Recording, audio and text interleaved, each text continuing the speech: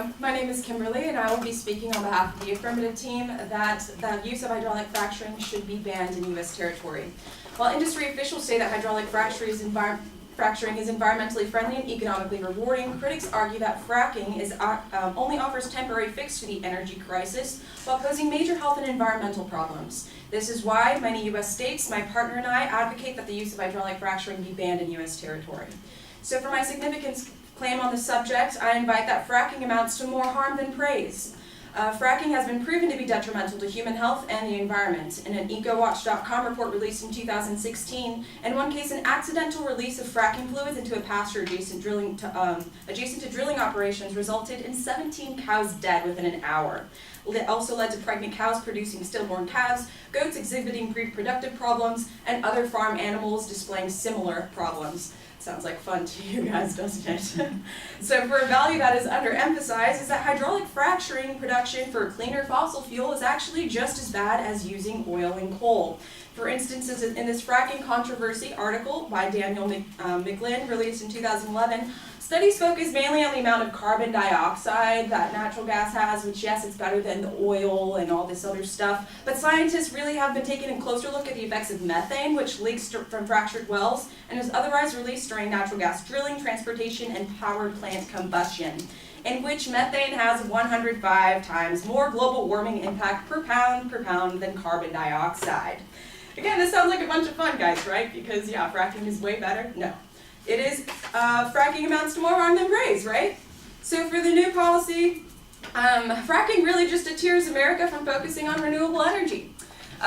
For instance, in this Congratulations America, You're Almost Energy Independent article by Daniel Yergin, released in 2013, activists are now worrying about the growing abundance of low-cost and low-carbon fossil fuel that competes with higher-cost wind and solar power.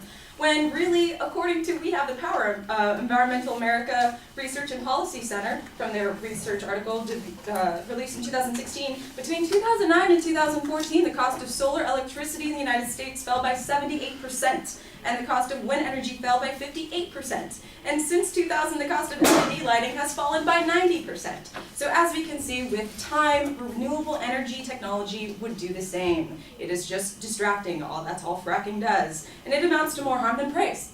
So, for my inherency claim, I invite that the fracturing process wastes valuable resources. Tens of thousands of gallons of fresh water is wasted at each fracking site due to irreversible toxic and radioactive contamination. Again, from that fracking controversy article released in 2011 by Daniel McGlynn, he quotes John Quigley, former Secretary of Pennsylvania's Department of Conservation and Natural Resources, that shifting away from coal and towards natural gas, we're trying for cleaner air, but we're producing massive amounts of toxic wastewater with salts and naturally occurring radioactive minerals, and it's not clear we have a plan for properly handling this waste. And they don't. Thus, all the spills and all the cows dying. So the water can no longer be used because, again, people, this is contamination on an atomic level. So damage repairs to local infrastructure and cleanup costs from spill exhaust funds as well. So cleanup for drinking water contamination is so expensive that it's rarely even attempted. In Dimhoff, Pennsylvania, for instance, Cabot Oil and Gas reported having spent $109,000 on systems to remove methane. Remember that toxic gas emitting from this natural gas production? And the amount of from the well water, and this was just to clean from 14 local households. While in Colorado, cleanup from an underground gas sweep has been going on for 8 years, and the cost has been hundreds of thousands of dollars, if not more. So, again, fracking process wastes valuable resources, it exploits land and destroys wildlife reserves that offer economic profits. This is from a Cost of Fracking article released by Environment America Research and Policy Center in 2012. Gas operations in Wyoming have fragmented key habitat for mule and deer pronghorn, which are important draws for the state's 340 million hunting and wildlife watching industries. The deer mule population in one area undergoing extensive gas extraction dropped by 56% between 2001 and 2010. That's 9 years, and that's over half the population. All because of fracking. So, for my solvency claim on the fact that we should be banning fracking, the use of fracking in America, is that the banning of hydraulic fracturing would allow us to focus on more permanent solutions that would yield efficiency as a nation and as a species.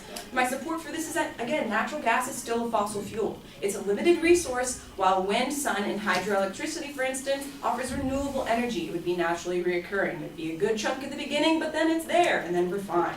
So, again, we should ban it so we can focus on more permanent solutions. And also, fracking jobs are only temporary, while renewable energy industries offer long-term careers.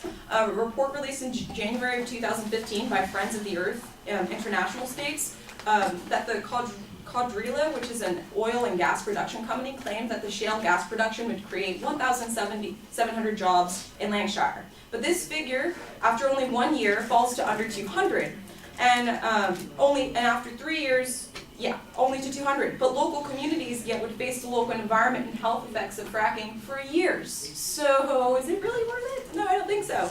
And in contrast, the jobs are only temporary, and it's just really not worth the health risks.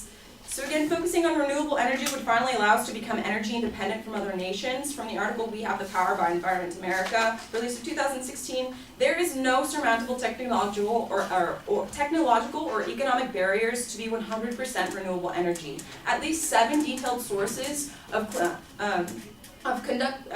clean energy systems conducted by academics, government agencies, and nonprofit organizations suggest that we have the tools necessary to meet the transition.